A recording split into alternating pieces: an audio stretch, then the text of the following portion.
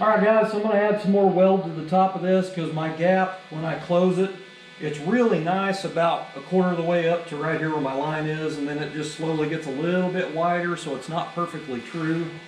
So I'm going to go ahead and build this up with weld a little bit and get it reshaped, and then this door is pretty much ready to remove from the car for good to go to the shed. I'm also going to hammer on this edge right here where it meets the cowl. It's very important on a lineup of a door on these cars to line it up to the cowl good. It's just a little bit high, just barely. It's probably not even enough to mess with, but I can see somebody's filler like right through this area right here, where this little area right here, this is higher than this, so they've had to load that up. So when I hammer that down a little bit, it won't take as much filler, if any. I'm sure it'll take some, but you know what I mean.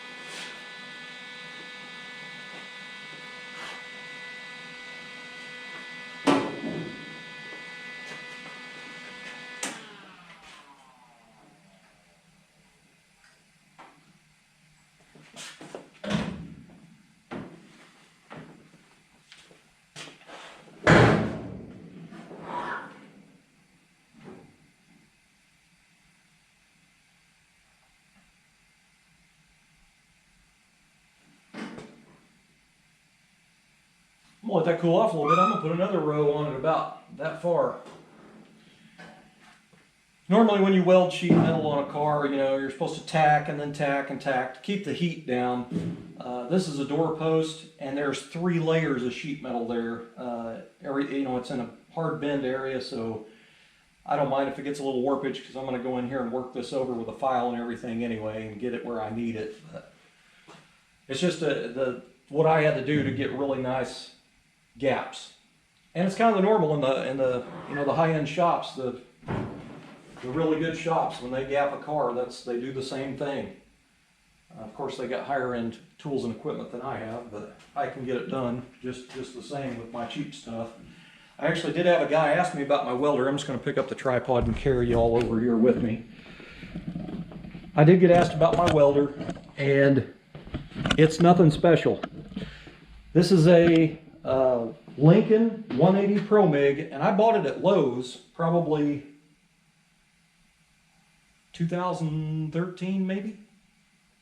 Before that I had a Lincoln 140 from Lowe's.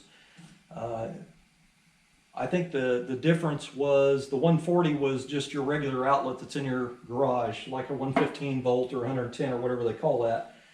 But I wanted to up it to the 230 volt, 220, whatever you want to call it. I think I said 230 on the box. But, oh yeah, it says 230 volt right here.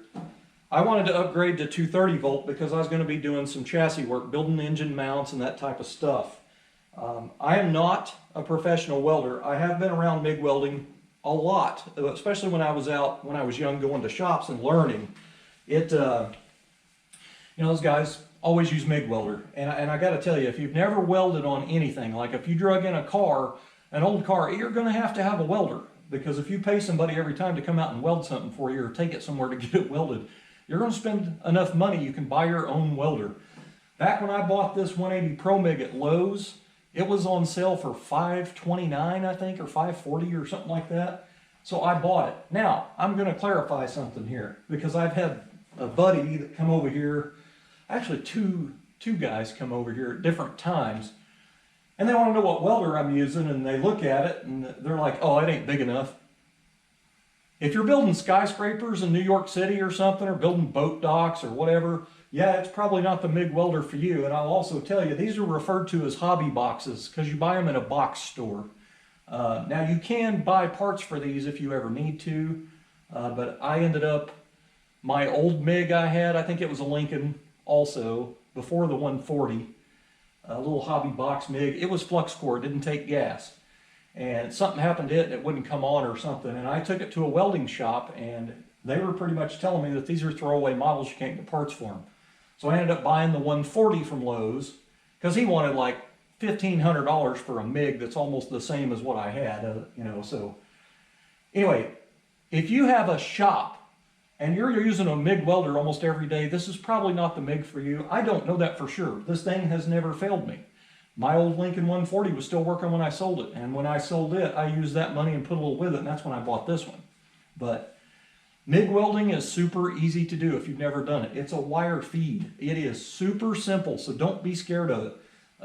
They used to come with CDs or discs, and it was how to weld and stuff. But there's so many videos, even from the manufacturers on YouTube, that you can watch on how to weld. Now, I will say, if it's going to be something structural on your chassis, like putting in, motor mounts or 4-links or something like that, and you've never welded before, you probably ought to have a professional do that. That's not something you should probably go in and start doing because there's lots of little things you need to know, but watching videos will help you with that. Now, if you see the knobs and it, scares you a little bit because you wouldn't know where to set them, when you open up the MIG on the side, right here, it tells you for what gauge of steel you're welding, it tells you exactly where to set those at. And you can always tweak them a little bit if you need to, but MIG welding is super easy, and I highly recommend you guys, if you're working on your own car, most of the time you're going to be doing sheet metal repair. You're just tacking. You're not going for that roll of dimes, perfect professional weld.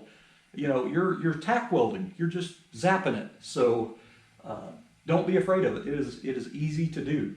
But I love this MIG. I love this thing. This thing works great, especially on gas. And you can lease a bottle at a welding shop, or you can buy one. I bought mine back in 2013, and I think it was $110 or something. I don't remember. But anyway, I've welded stainless with this, which is kind of a pain in the butt because you got to reverse the polarity on it, which is basically undoing the two main cables coming in. You got to reverse those and then pull your regular steel wire out and put your stainless wire in. But I just did it with flux core, so I did shielded stainless because I didn't want to spend the money on the gas for the other one. That gas that you use to MIG weld steel with is not the same for welding stainless. But your rolls of wire, you can get the Lincoln brand rolls of wire, these small ones. I can't ever afford to buy the big giant rolls, so I always buy just the small ones because I don't do a whole lot, I mean, I do, but most of the time I'm not welding. And I want to say they're like $10, $12 at Lowe's for a Lincoln wire, but I have noticed in the last few years that I've had to turn my wire speed up pretty high, and sometimes it'll stop feeding wire, and it's because it's bound up on the roll or the spool. So I actually tried Hobart, which was almost double the price. It was like $17 or $18 at Tractor Supply, which is right across the street from my house. So it's very convenient instead of for me driving a few miles to go to Lowe's. But I had to turn my wire speed down, and I haven't had one that had a kink yet. This is the second one. I just put this one in. So anyway, little tips there. Now, there is different size wire and different size tips. And I think, for sheet metal, I think 25 is probably pretty good. If you're doing chassis work, making motor mounts and stuff, I usually like to use 35. So you have to change the wire to 35, and your tips. I mean, you can buy the tips too.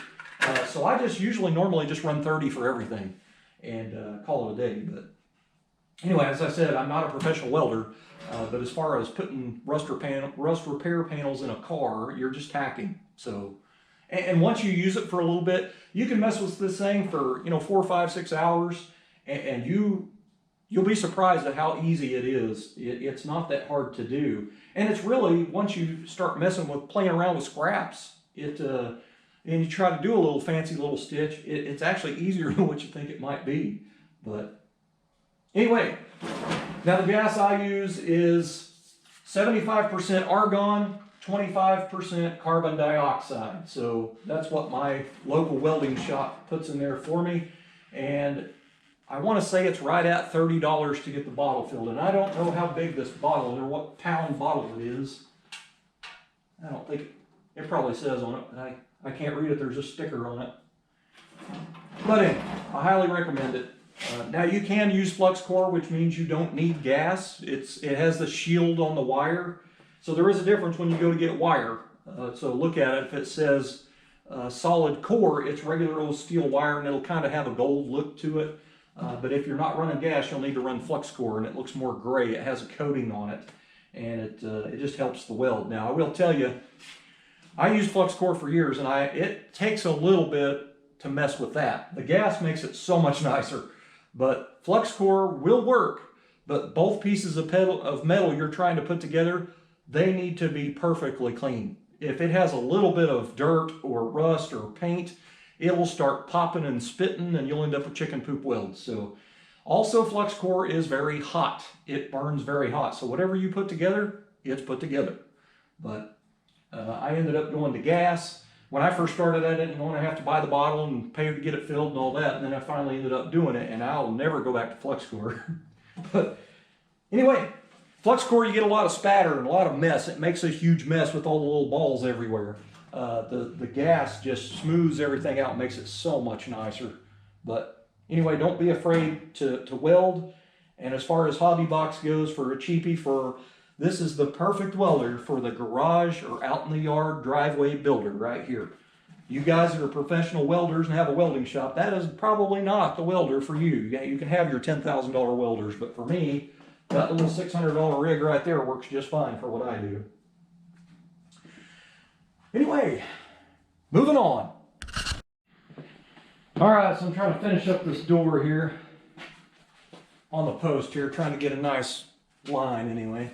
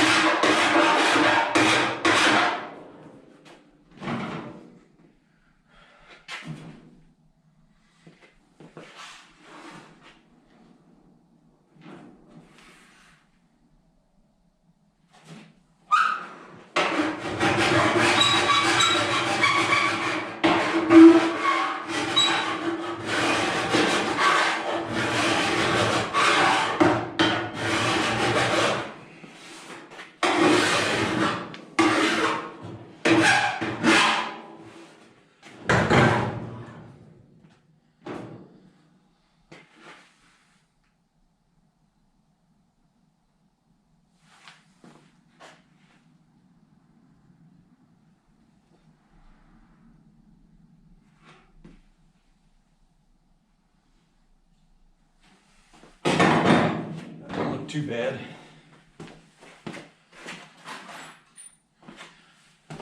It's not perfection, but it's not terrible.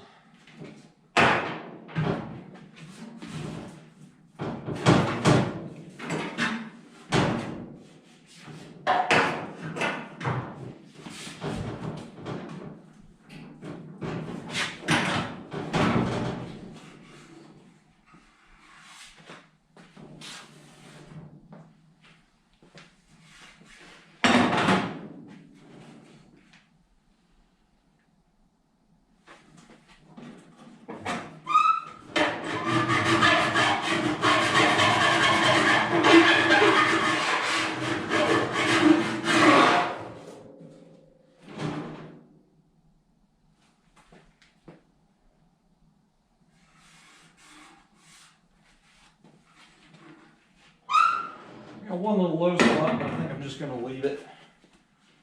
Not going for show car stuff, just wanted to make it a little bit nicer than what it was. Now I got to sand or grind the welds on the backside here.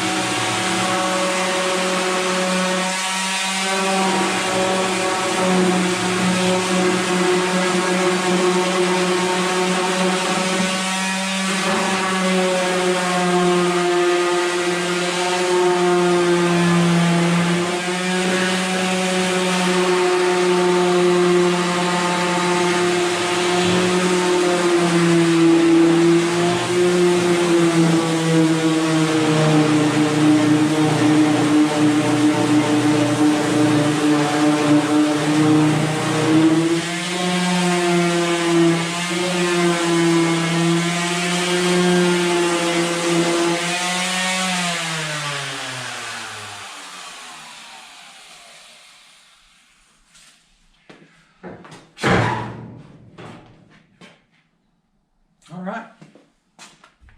Pick up the whole tripod and show you here. So, it's not completely perfect. I got a little spot right there that kind of goes in a little, but I'm not gonna mess with it. That is good enough. No paint chipping. If you remember, if you caught that video when I showed this before, when I put this Bel Air stainless on here so I can break my roof's two-tone brake, it added a little bit more, material to it because it's an over cover here. So the door wouldn't even go down because the post was completely touching, like half of it, if I remember right, half of it was touching the A-pillar. So there was nothing I could do. I had to pretty much cut that and grind it and add weld to it. But by the time I primer that and then go back and block it, it should be awesome. Now this part right here to the cowl, this is just a little bit higher, and there was a buildup of filler right here, so I'm going to try to hammer this down to meet that, because I have a nice line on the bottom of the rocker to the bottom of the door, and my lines are lining up here, so I know the door is pretty much where it needs to be. So I don't know if I can do it with this little hammer, but I'll try it.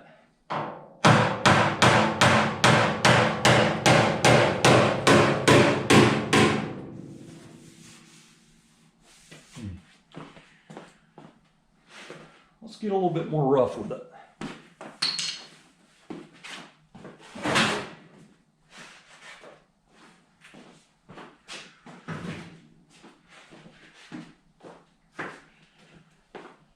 After all, it is a 55 Chevy, and these are made out of real steel.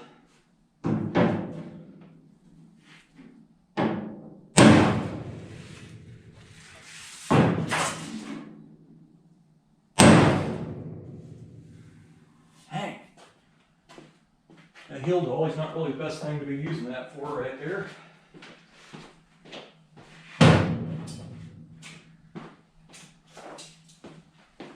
Different route. Man, it's close.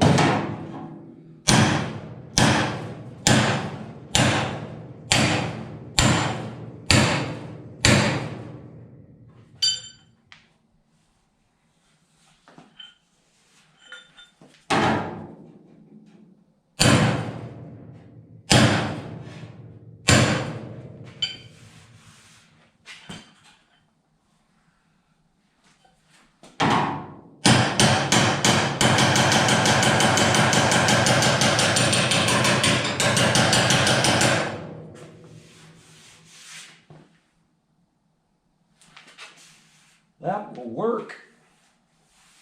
Nice. All right. These doors have been kicking my butt, man. I don't think there's anything else to do. Nothing else to do to this door. This thing is ready. Well, kind of, but not really.